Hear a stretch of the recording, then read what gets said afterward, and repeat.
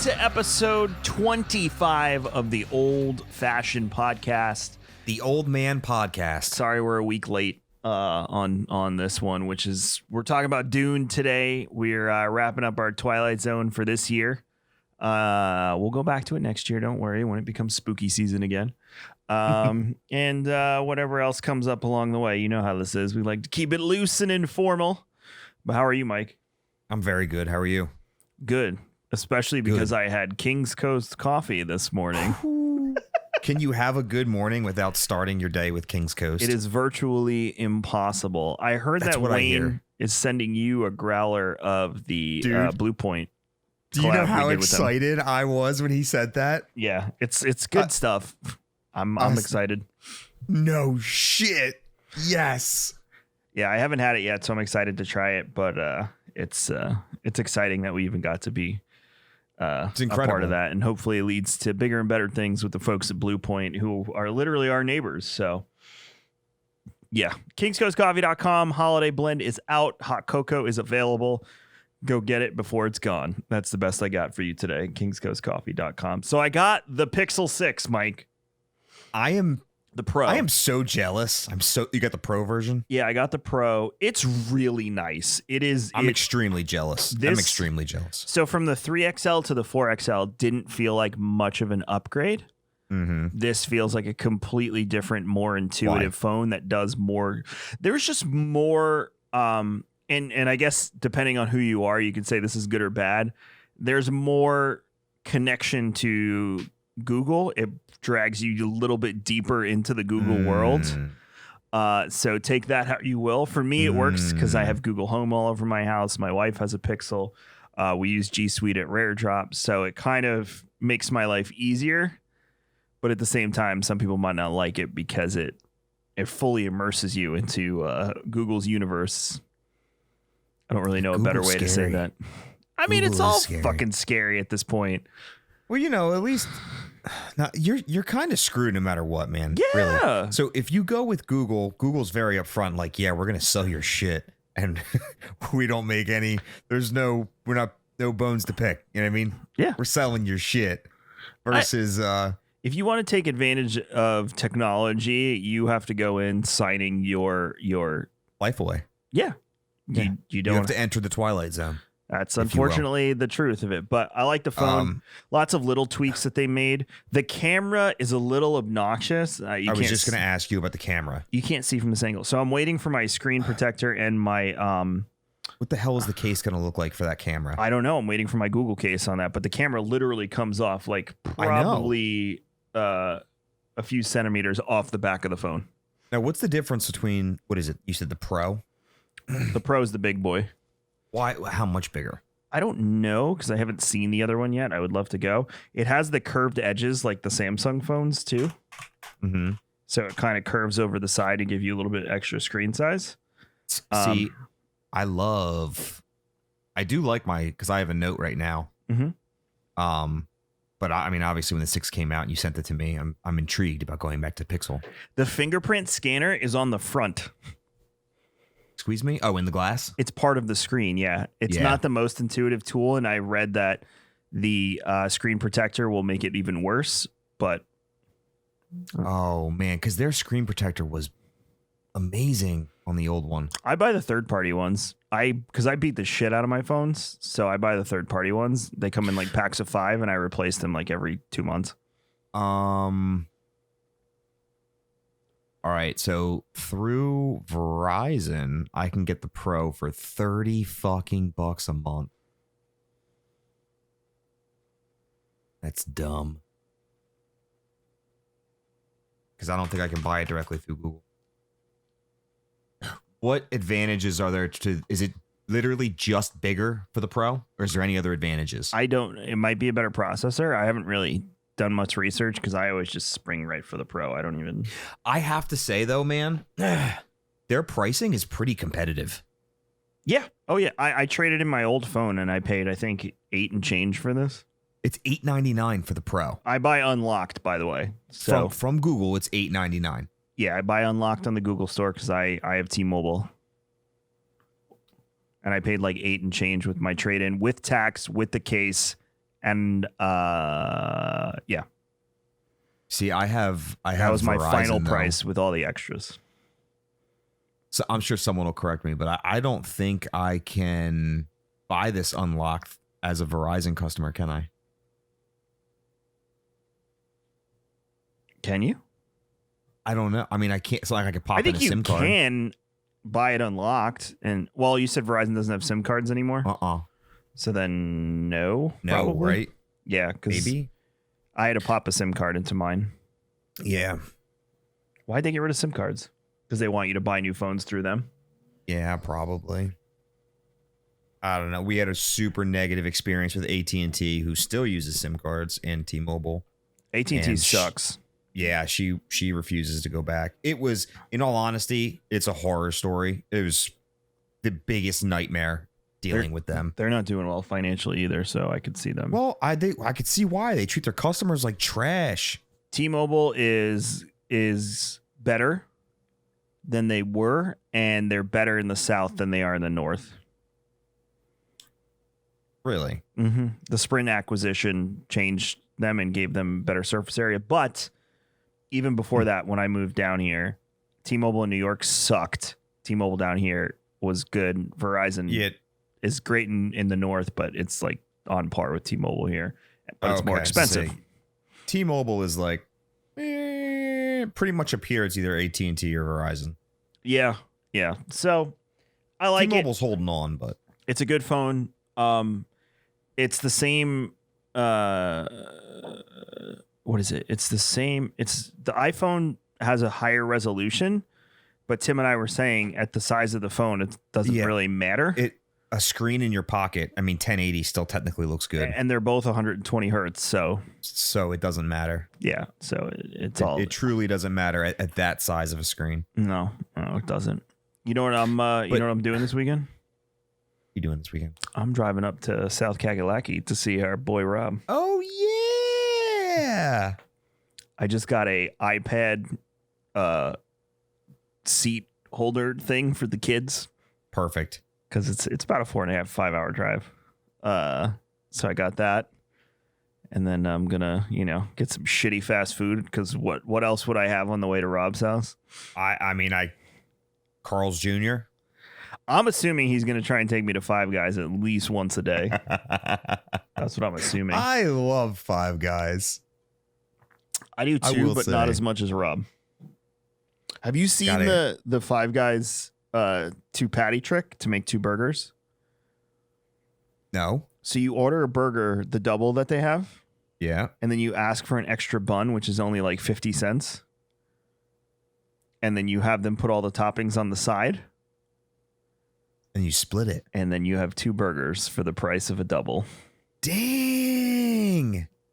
Dude, I used to, no lie, I used to eat 2 bacon doubles with jalapenos, cheese, and the toppings. God bless you. I used to eat 2 in a sitting. How old were you? Early 20s. Yeah, that's when your metabolism... Mid 20s. Yeah. I used to get $20 worth of Taco Bell for myself in my early 20s, and I still had a 6-pack. Dude, remember when they had the big box of tacos? It was like 20 tacos. Yeah. We would get 1 for each of us and finish it. I made really good tacos. So my in-laws brought over these a whole tray of cubed beef from Costco. And normally Danielle makes beef. I'm going to butcher it. The bourguignon or whatever, the Julia Child's dish. Okay. It's French. So this time I was like, what if we slow cooked it and made tacos and shredded the beef?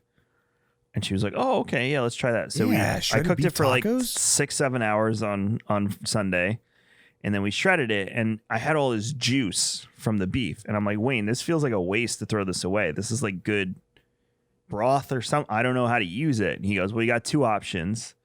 One, you can make like a ramen broth with it and put some noodles and some veggies in there. Oh, wow. And I was like, okay. And he goes, 2, if you want to use it today, have you heard of birria tacos? Or birria? I don't know how to say it exactly. But apparently it's this internet trend right now. Basically, you take the broth and you kind of spoon it all over the taco. And then you fry it real quick. So I was air frying it. So I put it in for about 3 minutes. Wow. Holy flavor enhancer, dude. Holy flavor enhancer. For real? Like, I was shocked at the difference because I had one taco that was I didn't do it with, and then I had one that I did. It just tastes different. It just brings out all the beef on everything, and it really, really has a good, solid flavor. I used just regular ass taco seasoning because I had it in bulk. I have a specialty one. Yeah, I have a specialty one that I get. I showed you the spices that I have in those little jars when you were here. Yep. Yeah, I have a taco one, but I didn't want to use that on like the amount of beef that we had. Okay. So, and plus Fair. I was experimenting, so I used like shitty old El Paso. It was delicious, Mike. Delicious. Like gourmet tacos. So just so we use quinoa, we don't use rice, but just put your beef, your rice, and your cheese on it, and then and then give it its little bath with the spoon. What I do is I take it, I put it in a bowl, and then I just spoon it out from the jar and like all over the taco so it drips, and then I put it in a plate, and then I put it in the tray in the air fryer. 3 minutes, bada bing, bada boom. Also, if you get taco shells, get the ones that can stand up. Yeah, that's a every time. Yeah, if you do that, if you're still laying tacos down, got bigger problems. Right, and obviously you can't really do this with soft tacos. It has to be hard shells, and I highly recommend using the ones you can stand up with the flat bottoms. So that sounds awesome. Yeah, no, it was delicious. Highly recommend. Give it a whirl. All right. The slow cooker though was the kicker there. So, yeah, and then we had it for leftovers last night again, and it was still delicious. So excellent. Can't be made. It's great because the air fryer like melts the cheese and crisps the beef a little bit, just a touch, but it also locks in that flavor from the broth. It's amazing. So, and this has been like an internet trend? Birria tacos, Birria tacos. Okay. Google it. Okay. Use the Google machine. But yeah, I was impressed. Wayne never steers me wrong with that stuff. He's also the one that gave me the Thanksgiving turkey recipe that I use. You going for it again this year? I want to air fry it if I can get my Traeger in time. Oh, okay. I'm sorry, not air fry it. Smoke it if I can get my Traeger in time. Okay. But Danielle also doesn't want me to have that be my first time smoking a turkey. So, because she for Thanksgiving, and I quote Mike, and I quote, "Well, what if you fuck up Thanksgiving, Kevin?" End quote. So, yeah, I'm gonna. I guess you could always get Chinese. We are going out to eat. Fucking. But yeah, it was. We'll see what happens if I can get that Traeger in time. If not, I'll just make it the regular way I always do. You just have Tim stand over your shoulder. I gave Tim the idea to smoke it, and he made turkey breast on Sunday, and he said it came out amazing. I think, too, regardless of whether I smoke the turkey for Thanksgiving, I'll have the Traeger by Christmas. I think I'm going to do for Christmas dinner, because I always like to mix it up for Christmas. Hold on. Siri is like thinking that I'm talking to her. I'm not talking to you, Siri. For Christmas dinner, I think I'm going to smoke turkey legs. Like the ones you get at like a theme park, the fat ones. Yeah. Do that. Real medieval of you. Yeah, and then do it with like a fish, like a salmon or something. Renaissance fare. Yeah, for Christmas. I think that's going to be the Christmas. What if you fuck up Christmas dinner, Kevin? Well, by then I'll have practiced, so. You'll dial it in. Yeah, I'll have given the turkey legs a few try, because I could have turkey legs 2 or 3 times in December and not be upset. That's fair. Yeah, so. But, yeah, aside from that, not much going on. We're doing an escape room with Rare Drop next week as a team building exercise. Ooh, what's the theme? Or do you not know yet? The Asylum. Awesome. Yeah, we're not allowed to film in there because there's lots of secrets and stuff. So we'll film the going in and then the reaction immediately following. Okay. So that'll be fun. What do you got going on? Anything exciting? This weekend? In general? Nothing. You went camping last week, right? Yeah. Did we talk about that last time? I don't think so. 2 weeks ago. 3 weeks ago? Well, we didn't do a show last week because I had to cancel. Oh my God. Okay, yeah. So it's a week behind. You went camping with the boy, right? Yeah. Well, I think we touched on that last time. Did we? No. Yeah, because I talked about the Cheez-Its. What are you playing? Oh yeah, you did talk about the Cheez-Its. You're right. Yeah, What are you playing right now? Dude? So I had to take a break from MMOs just because Endwalker's coming. Yeah, of course. So I went in the complete opposite direction that I go, which is shooters, and that's kind of like my reset button. COD. And dude, so I uninstalled COD, which is awesome having those 200 gigs back.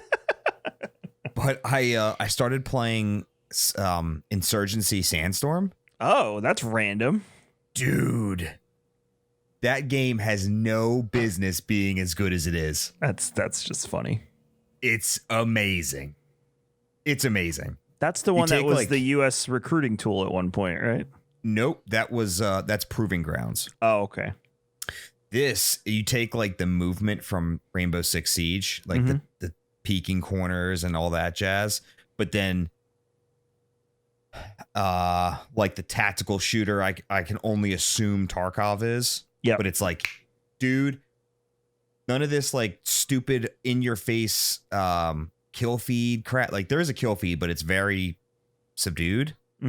Man, the only way you know, like if you get a headshot, is the big plume of red that comes on the back wall. Okay. It's awesome. You catch yourself out of position, you're like 2 shots down. Respawn. Endwalkers is this month, right? November 19th. Oh, wow, if you pre-ordered. Yeah. That's soon.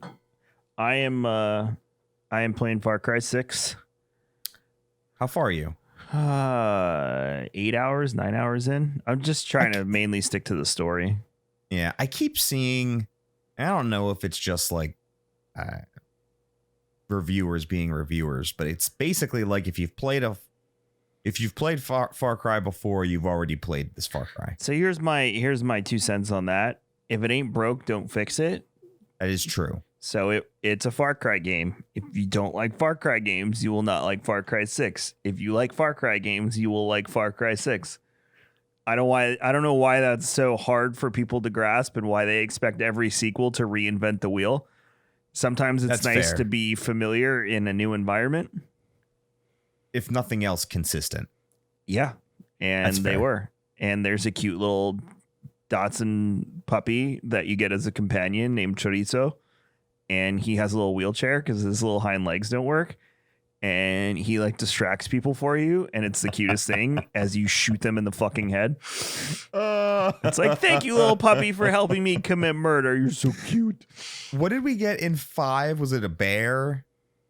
5, you got a bear and a cougar. I don't think you get human companions in this one, by the way. Oh, really? I think it's mission by mission. I don't think you get to choose. I think you just get animals in this. Interesting. I think they did a really good job in 5. So I don't know why you wouldn't continue. Well, everyone said that 5 was just a better version of 4, and now they're like, well, 6 is just like 5. And it's like, oh my God, it's a sequel. It is not a new game. It is and it is a sequel. Like, did you play Back 4 Blood? I watched people play it. I did not play it. Does it look any good? I mean, do you like Left 4 Dead? Yes. Then you'll like Back 4 Blood. All right, fair. And it has a campaign. All right. The idea of the card, like the card system, was intriguing. It's very light and non-intrusive, so which is nice. Yeah, it's kind of just like bonuses. Like, remember how it was in Battlefront? Yes. It's kind of like that. Great game. Yeah. Kind of hope. Well, Battlefront. Kind of hope anybody other than EA comes out with a new Battlefield. No, it'll be DICE if it comes out again.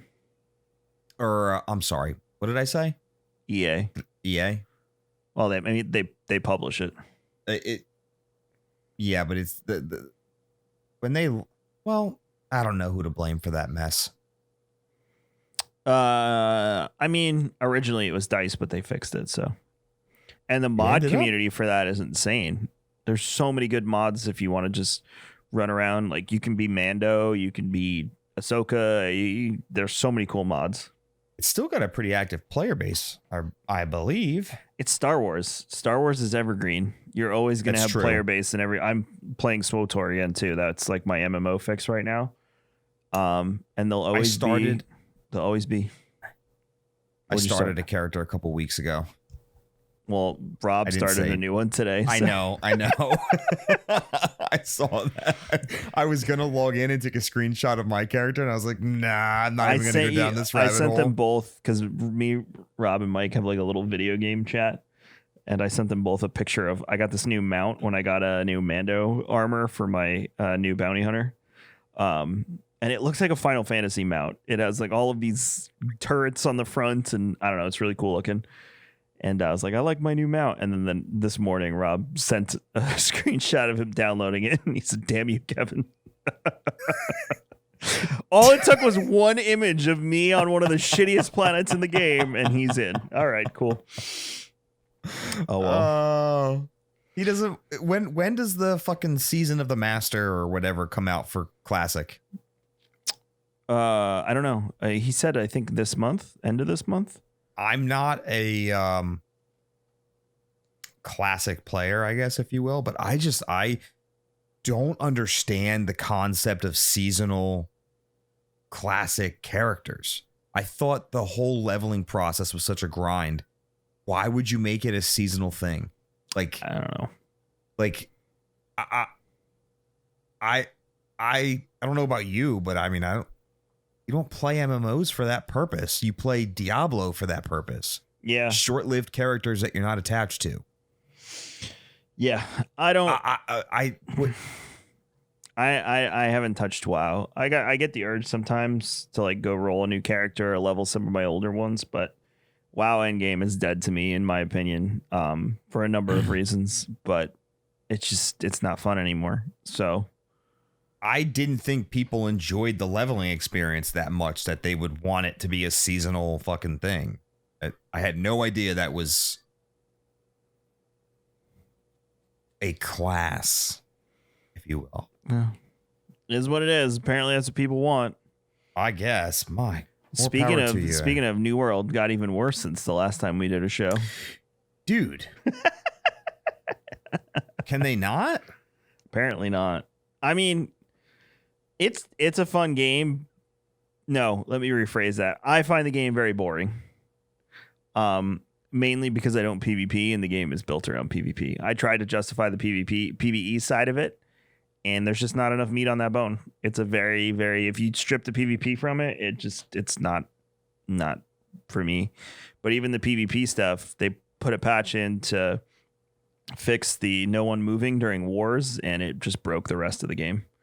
So it sucks, but I keep seeing the memes for help us, ashes of creation, you're our only hope and whatnot. If that game sucks, like the genre is all but dead, in my opinion.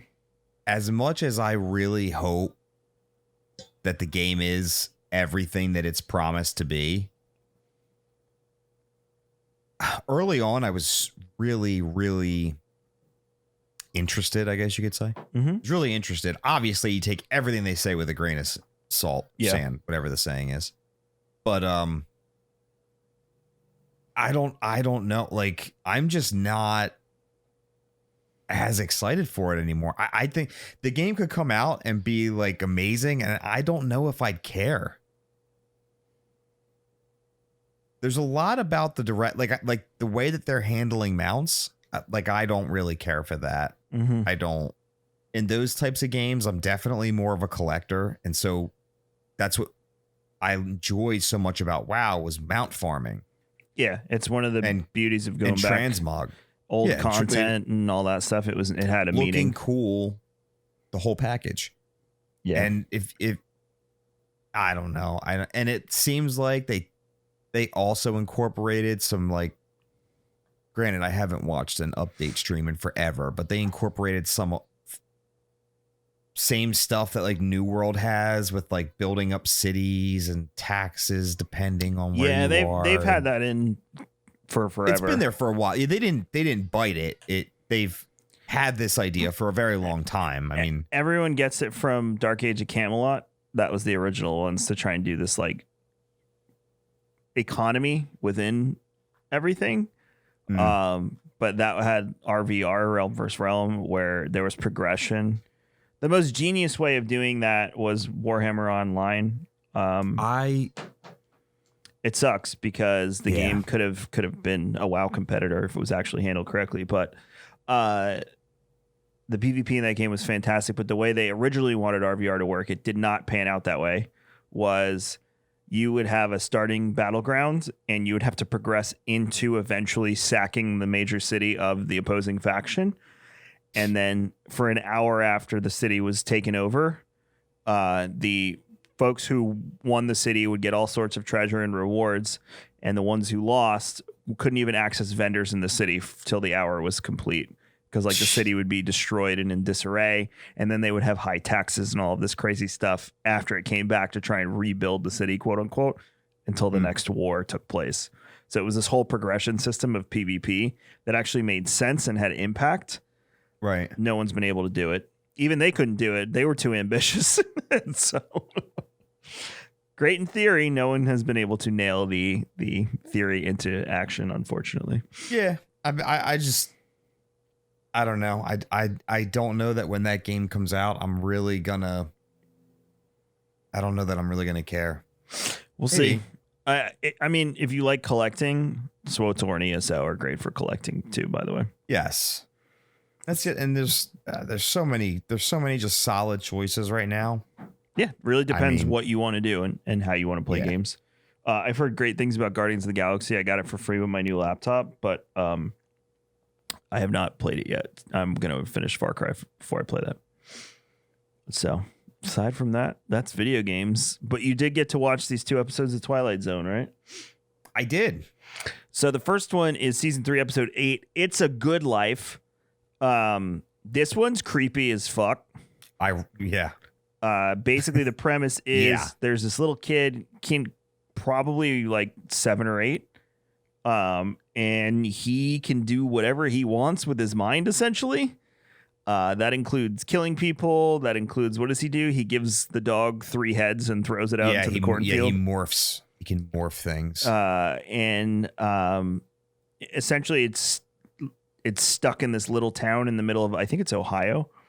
And no one can leave. And everyone has to keep him happy because he can read their thoughts. So they have to keep pretending to be happy with their thoughts. Think about how difficult that is. And not think bad things about him or say bad things about him, because he'll react very violently, as he does to the one guy.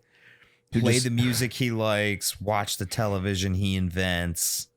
Yep. Everything. Yeah. The one guy just wanted to listen to his Perry Como record for his birthday, and he turns him into a creepy ass Jack in the Box.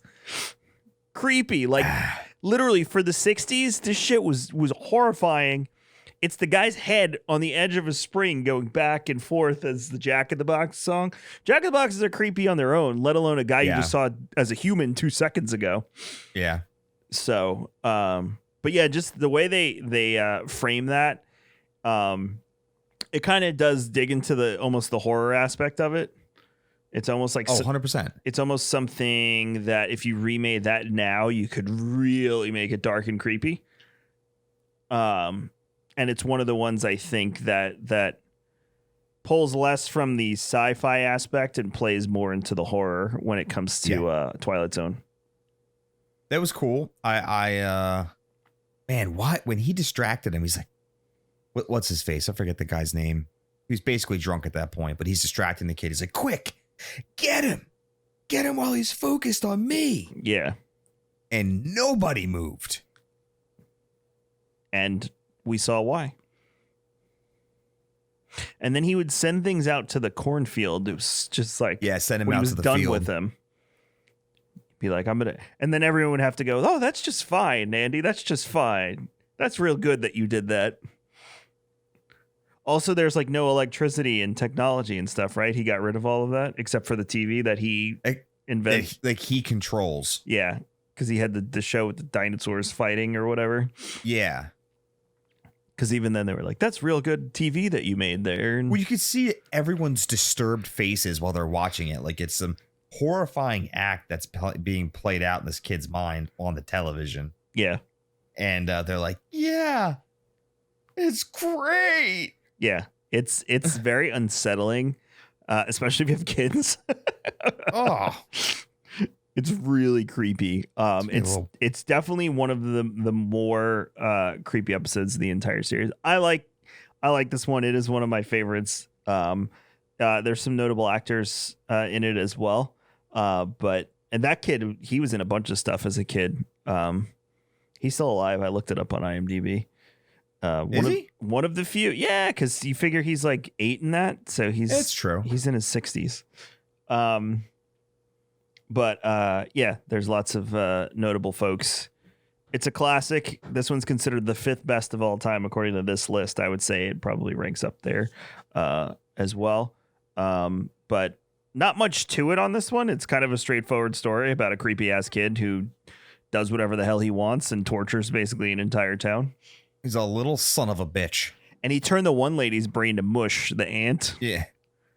She's like barely functioning. They have to like walk her around, and she just sits outside all day because he just such a weird. Yeah, it's creepy. The other one is To Serve Man, season 3, episode 24. This one is one of the most iconic episodes of all time. Everybody knows this one if you show them a picture of it. The plot twist is right in front of your face because it's the title. And no one can see it until it's revealed halfway through the episode. So if you've never seen this one, aliens come to the Earth. They say that they want to help advance mankind, and they have the cure for cancer, and they have ways to improve agriculture, and blah blah blah blah blah. And ironically, and given the time period, the only one who doesn't trust them is the Russian delegate at the UN. Did you notice that? Good pickup. Yeah, it's the only one that doesn't trust him is the Russian guy. And that's amusing to me because nobody liked the Russians in the 60s in America. The Cold War, like everyone was scared they were going to shoot nukes. So also communism. So it was the whole thing. But yeah, the plot twist in the title, To Serve Man, because they're decoding the book that they left at the United Nations, and then they decode it after like almost the whole episode, and it's like to serve man, right? To serve man. Well, no, they mean to serve man as food. They're basically taking the earth and turning everyone into cattle, which is why they're trying to feed everyone really good stuff. We are essentially grade A Japanese Kobe beef for these aliens. The Kanamits is what they're called. Pretty clever. Now, from modern standards, they just look like a bunch of really tall dudes that are high. Yeah, 9 foot tall. Yeah, by modern standards. But back then, I'm sure it was a little bit troublesome, if you will, looking at them and being like, whoa. But that's a good point. They are very funny now to look at. I will say that. I don't often say that about the show because I always try and take it in context for what it was made, but they are really funny looking if you watch it now. That's a good point. But I don't let it affect how I enjoy the episode. So it's still up there with me. I'm trying to think. I think there's. Nom, nom, nom, nom, nom, nom, nom, nom, nom. Is this the one that has? I thought somebody famous was in this one. Top cast. I'm looking on IMDb right now. Bachner, Richard Keel, Susan Cummings, Joseph Ruskin, Hardy Albright, Theodore Marcuse. Oh, yes. Okay. So the guy who plays the Kanamit is Richard Keel. Richard Keel is Jaws in the James Bond movies. That's the connection I was trying to make. Oh, yes. Yeah. Yes. Yeah, he's Jaws. Oh, my gosh. I just clicked on his picture. He did not age well.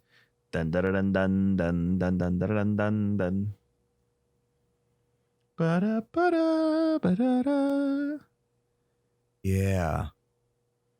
Man, he was born in 39. Remember if you were Jaws in GoldenEye and someone else was Oddjob and you straight up could not melee them? And Oddjob would just smack at your ankles.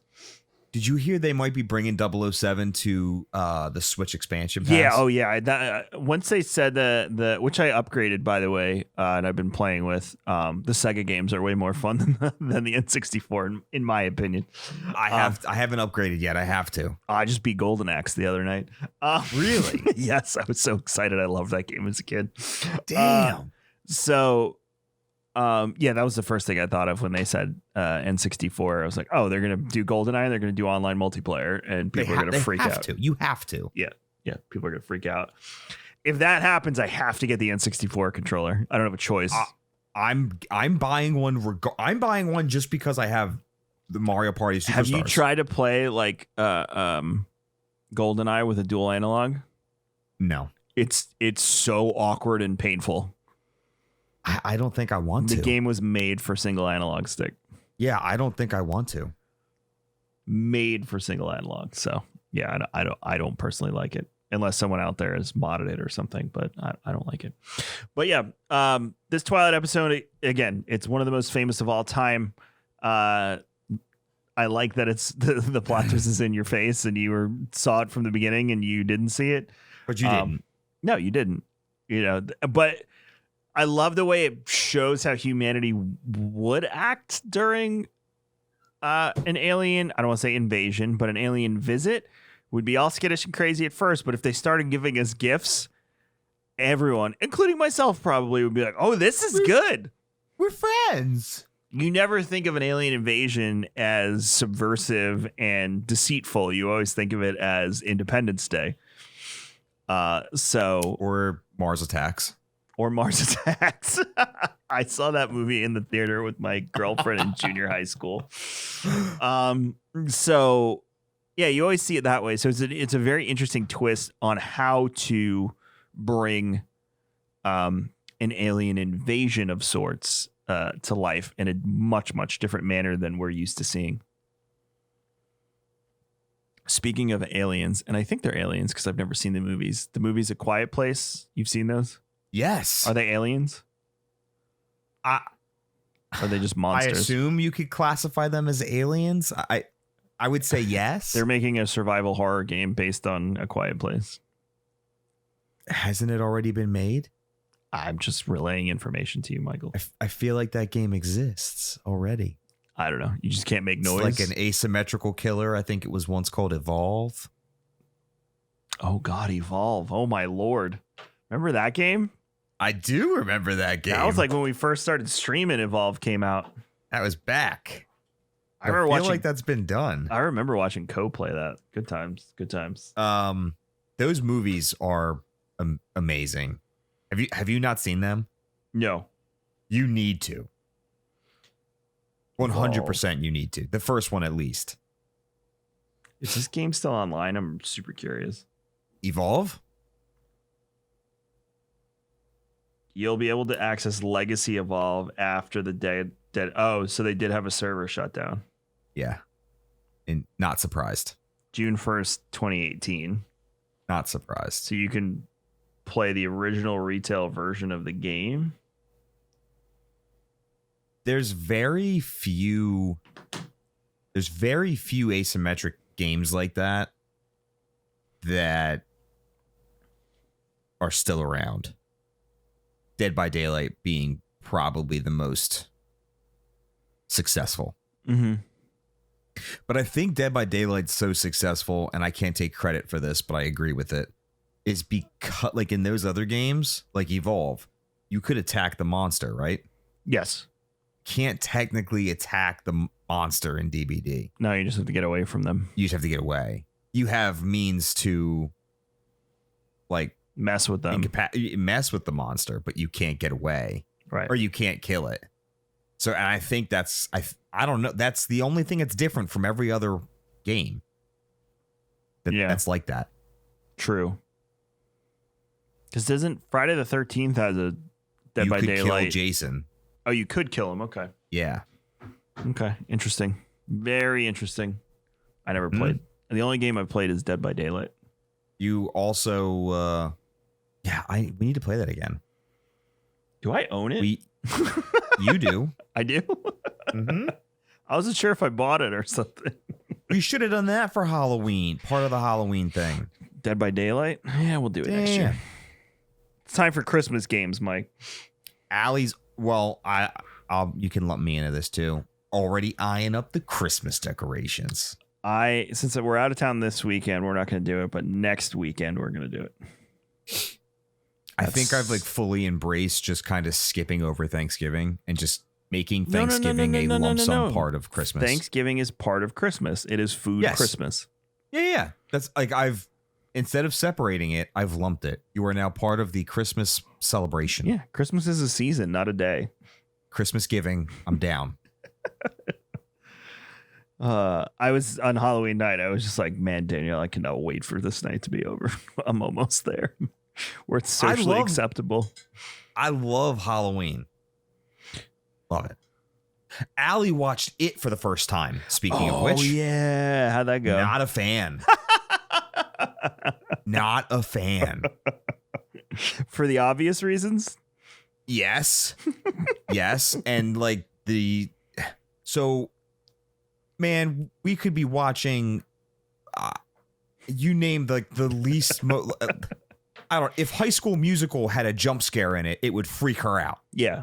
Okay. So that's the type of like what we're engaging with. And she watches this and I have to give her credit. She didn't like jump out of the couch, but I would say probably a little less than halfway through, she immediately took her phone out. She had to be semi distracted with her phone in order to make it through the movie. She's like, I can't focus on this. Yeah, I haven't seen the new ones. I've only seen the old one, but it's pretty. It's a 6 or 7 out of 10. It's not like this. The movie itself obviously is better. Did you watch Halloween Kills? No. Okay, I'm curious what you think of that. Which one was that? That's the newest one that came out on Peacock. Who's in that? Michael Myers. That's the new Halloween? Mm-hmm. Oh, I did see that. I didn't say that. I didn't see it. I saw the that it came out cover art all over. Yeah. I was curious if you watched that. Did you know the original Halloween? You know their budget was only like $300K. Oh yeah, they had like nothing. Nothing. Also, no one knew who Jamie Lee Curtis was before that, which is insane. Yep. And now it's a cult classic, which is usually how cult classics work. And that was the first real horror movie, like gory horror movie, that made it to the big screens. Yeah. And that movie opened up the door for Friday the 13th and Nightmare on Elm Street. And like without Halloween, those movies wouldn't exist. Yeah, of course. Because they all were chasing, just like when PUBG came out and everyone's chasing the Battle Royale. Mm-hmm. Yep. They were chasing the slashers. Fuck Battle Royales, man. I'm so sick of this shit. Can Fortnite just die? No, it's too much money. Fuck. But you could pay $20 for a skin. I bet my ass I can. Before we run out of time, Dune. Amazing. I haven't read the books for 20 something years. I bought the first one on Audible. It is. I forgot most of it until I started watching and they just started talking and it all came rushing back to me. That's how good of a story is told in Dune. That movie, 2.5 hours, right? Yeah. Dude, like that. Yep. It was awesome to the point where I enjoyed it so much. I didn't even want to look at reviews because I know someone's going to be knocking it for something because of how popular the books are. Right. So of course people are going to have something to say. So I didn't even want to look at anything. I just wanted to know that I enjoyed it and to continue on.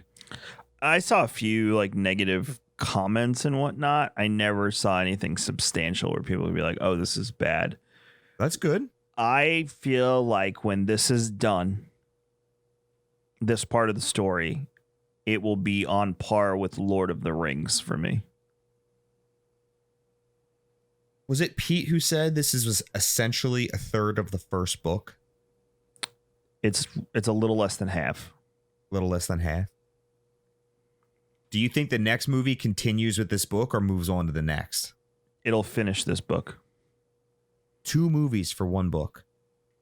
I think they should have did 3, but there's how many books are there? 9, 10, 11? There's a lot. But the first one's the most iconic, and that's what the old movie is based on as well. And it does complete that's awesome. It does complete a story in the universe, so it's kind of important. Oh, does it? Okay, so they could essentially wrap up the first book, and it would be you could do a trilogy. It's essentially completing the story the same way. I'm trying to relate it to something else. So you didn't beat Red Dead Redemption? Trying to think of a movie or something. So Star Wars, it essentially would be the same way that Return of the Jedi ends. So it completes a thought, but then you have Mandalorian, then you have the sequel trilogy, the prequel trilogy is also out there. You have Bad Batch, you have Clone Wars. That's how fleshed out the Dune universe is. And that's why HBO is investing in it and Warner Brothers. Heavily. Because they want... Everyone saw what Game of Thrones did. Everyone saw what Disney's doing with Marvel and with Star Wars now. Because Disney hit gold with the Marvel movies. They tried to do it with Star Wars, didn't work. But now the Star Wars TV shows are fleshing out that universe the way they want to tell the story. Because if you saw the Book of Boba Fett trailer? Yes, I did. Did you hear whose voice is in that? Din, the Mandalorian's voice is in that trailer. Really? Yes. So 120% chance that he shows up in the show, just like Boba was just in his show. So that type of storytelling is the new meta. Game of Thrones was the proof of concept on that. I don't give a shit if you like the last season or not. That's not the point. The point is the show lasted that long.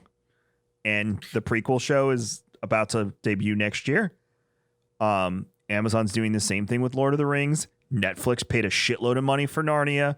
If you don't think Amazon that all of these intellectual properties are being developed for long-term storytelling through multiple mediums, you're fucking stupid. Good. I enjoyed that ride. I enjoyed Lord of the Rings ride. I remember being a kid and my parents taking us, like, as those movies came out, you got excited to go and see the next installment, how the story is going to continue. I think that was exciting. Marvel did it more grandiose than anyone could even fathom, in my opinion. True. But I would be more into, like, this Dune than I would probably be more excited about the Dune thing over, like, the next Marvel movie to come out. They confirmed that Dune Part 2 will come out. In theater only, right? Yes. Denis Villeneuve, or I don't know really how to say his name. I don't want to butcher it. He was really upset that the movie was available on HBO Max. It still grossed over $40 million at the box office and got like an insane amount of views on HBO Max. So they knew it was working. They're not going to get the full ROI that they wanted if it was in theaters, but by the time Dune 2 comes out, I'm sure that theaters will be pretty much back to normal. Or this could make it back to normal. I mean, Disney is done with Disney Plus early release. Shang-Chi was theaters only. Now they're coming to streaming way quicker than normal. I'll say that. But so Disney's done with the premium access. Yeah, Shang-Chi was not available on premium access, but it isn't like Jungle Cruise still fucking premium access like the 12th or something like that. Something insane. They just lift. Well, yeah, Jungle Cruise is premium access till Disney Plus Day, which is next Friday. Yeah. Why? Because that's one of the last movies that they did premium access. For instance, Black Widow's not premium access anymore, and you can watch it on Disney Plus. I thought that's because she won her lawsuit. No. Or not one, had something to do with her lawsuit. No, because again, I mean, they might have done it like a week or two early for that, but the plan was always to end premium access after X amount of days. But Shang-Chi is available on Disney Plus a week from Friday, and it came out in August, end of August. That makes Disney Plus a really good deal. Disney Plus is still a very good deal. So is HBO Max. I don't think you need anything else right now, to be honest. I have the Hulu bundle with the Disney Plus, and we also have HBO with ESPN. Max. If you like hockey too, that's a good bundle because all the stuff's on ESPN Plus.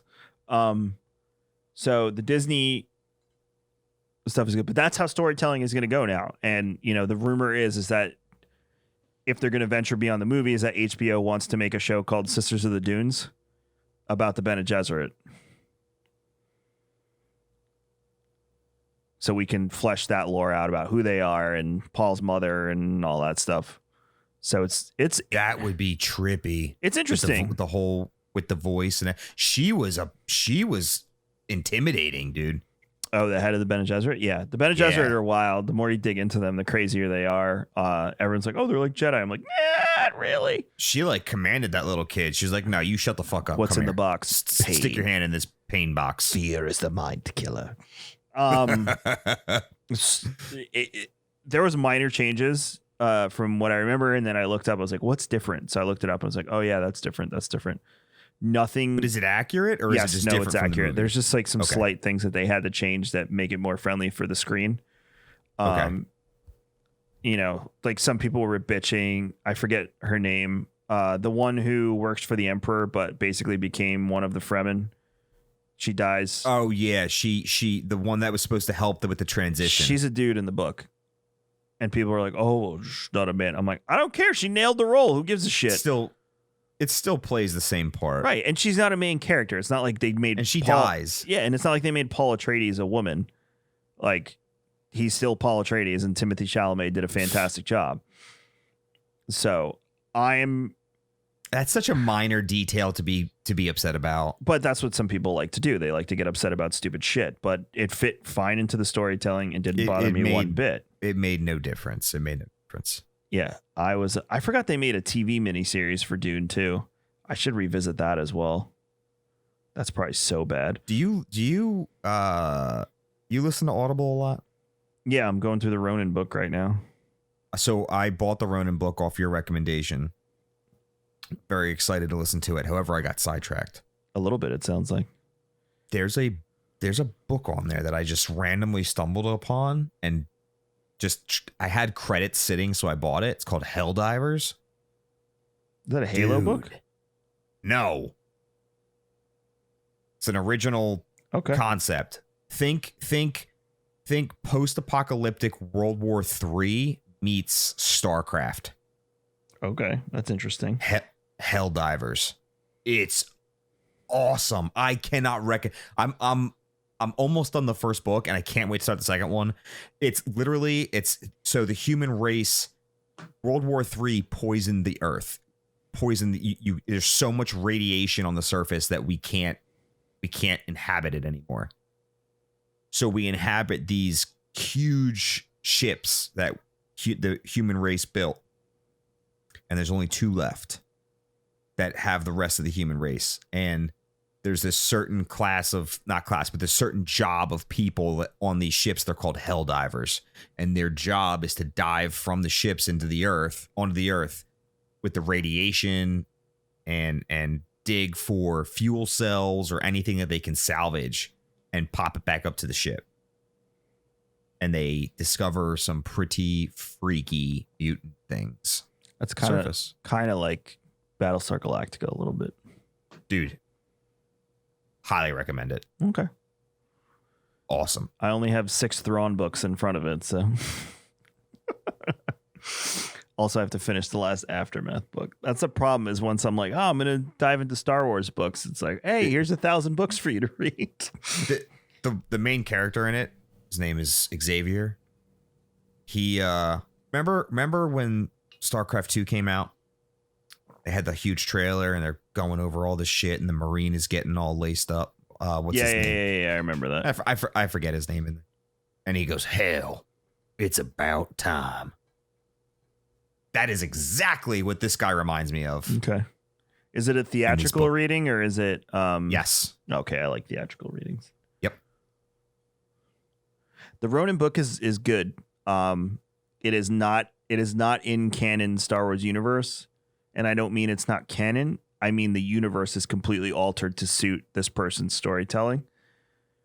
So the Jedi actually are part of the Empire, and it's basically a model of feudal Japan thrown into a version of the Star Wars universe. Cool. So the Jedi have lords, like daimyos from feudal Japan. They're the Empire. And then the Ronin and the Sith are the enemies of that. They're the ones that defected from the tribes, or the clans, I should say. And they're actually technically the rebels, if you will. Oh. But they do unsavory shit like bring the dead back to life and all sorts of crazy shit you shouldn't do. Yeah, your average Sith stuff. But the cool thing is the dark side of the Force in that is a voice. And it talks to the Sith. And it's one of the voices that they use theatrically in the book. So it's fun. It's cool. It's interesting. It's definitely, I would love it if they did some sort of series or more books and fleshed out the universe more. I think it's interesting. When you mentioned that last week, I nabbed that. I picked it up. Yeah, it's good. Definitely feeding off of like feudal Japanese cool. or feudal Japan for. Does it explain the Vision episode? The first 2 chapters are the Vision episode. Awesome. So basically you get a continuation of the episode. Very cool. But it has him walking into the village in the beginning. Cool. The whole altercation. And then, so like a lot of those stormtroopers you see are actually undead. Yeah. What? She like raised them from the dead.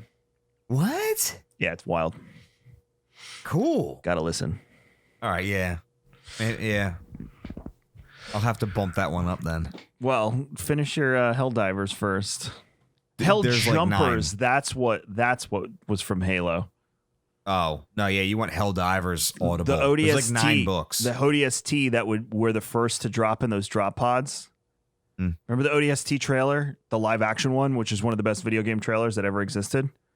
I have to revisit it. Oh my God. I'm gonna send it to you after the show. It's all in It's all in Bulgarian.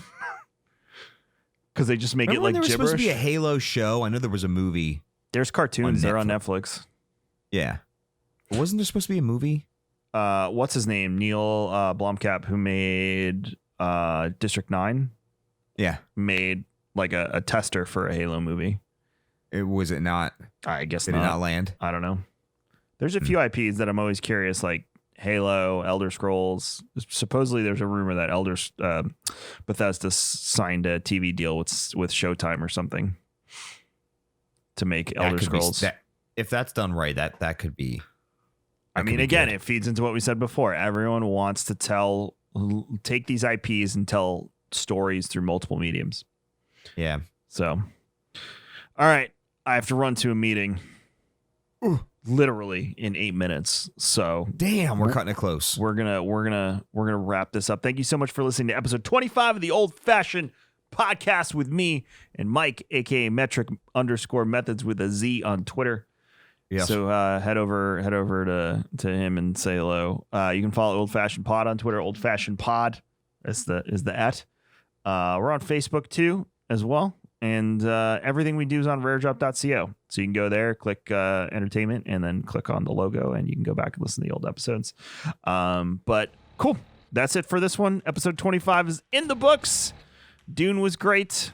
Twilight Zone was great. We're doing Squid Game next week, right, Mike? Yes, sir. All right. I got to start watching Squid Game. So I will see you next week when we talk about Squid Game. You all have a good one. And thanks for listening. And I don't know how to end this, Mike. How do we end this? That's a wrap. Peace. Motherfucker.